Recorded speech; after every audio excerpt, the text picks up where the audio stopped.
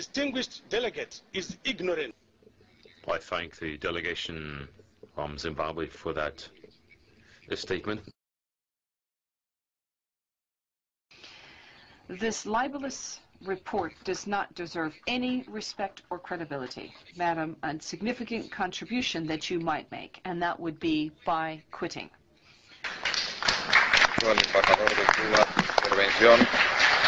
Thank you to the delegate of Cuba for his statement. The one who has monopoly on the violation of human rights is Israel, the darling of the United States, and now we are discovering also the darling of the ambassador of Canada and the darling of the High Commissioner. Thank the Ambassador of Palestine for this statement.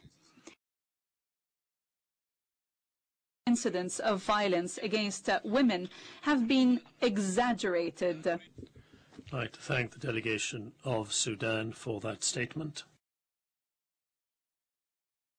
Stoning under Sharia law for unnatural sexual acts should not be equated with extrajudicial killings, and indeed should not have featured in the report.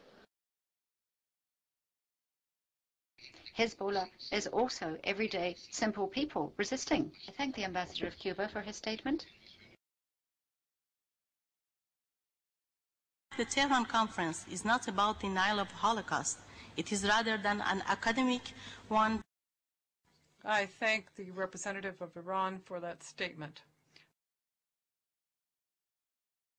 There is an Israeli Holocaust against Palestinian people on a daily basis.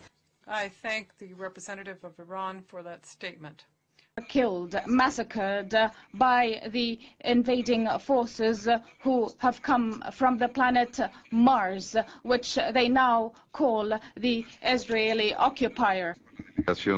I thank the delegation of the Syrian Arab Republic for its statement. Massacres against the displaced people, women and children, those were deliberate acts by the Israeli warplanes. Thank you for that statement. Deliberate massacres of civilian populations took place. I thank Mr. Jean Ziegler for his additional report. The Holocaust is going on, and it is an Israeli Holocaust against the Palestinian people. I thank the Ambassador of Palestine for his statement. Continuación, el uso de la palabra un representante de United Nations Watch. Thank you, Mr. President. 6 decades ago, in the aftermath of the Nazi horrors, Eleanor Roosevelt, René Cassin, and other eminent figures gathered here on the banks of Lake Geneva to reaffirm the principle of human dignity. They created the Commission on Human Rights. Today we ask, what has become of this noble dream? In this session, we see the answer. Faced with compelling reports from around the world of torture, persecution, and violence against women, what has this Council pronounced? What has it decided? Nothing. Its response has been silence. Its response has been indifference. Its response has been criminal. One might say, in Harry Truman's words, that this has become a do-nothing, good-for-nothing Council. But that would be inaccurate. This Council has, after all, done something. It has enacted one resolution after another, condemning one single state, Israel, in 8 pronouncements, and there will be 3 more this session. Hamas and Hezbollah have been granted impunity. The entire rest of the world, millions upon millions of victims in 191 countries, continue to go ignored. So yes, this Council has done something. And the Middle East dictators who orchestrate this campaign will tell you it is a very good thing, and that they seek to protect human rights, Palestinian rights. So too, the racist murderers of Darfur women, the rapists of Darfur women, tell us they care about the rights of Palestinian women. The occupiers of Tibet care about the occupied, and the butchers of Muslims in Chechnya care about Muslims. But do these self-proclaimed defenders truly care about Palestinian rights? Let us consider the past few months. More than 130 Palestinians were killed by Palestinian forces. This is 3 times the combined total that were the pretext for calling special sessions in July and November. Yet the champions of Palestinian rights, Ahmadinejad, Assad, Gaddafi, John Dugard, say nothing. Little 3-year-old boy Salam Balusha and his 2 brothers were murdered in their car by Prime Minister Haniya's troops. Why has this council chosen silence? Because Israel could not be blamed. Because, in truth, the despots who run this council couldn't care less about Palestinians or about any human rights. They seek to demonize Israeli democracy, to delegitimize the Jewish state, to scapegoat the Jewish people. They also seek something else, to distort and pervert the very language and idea of human rights.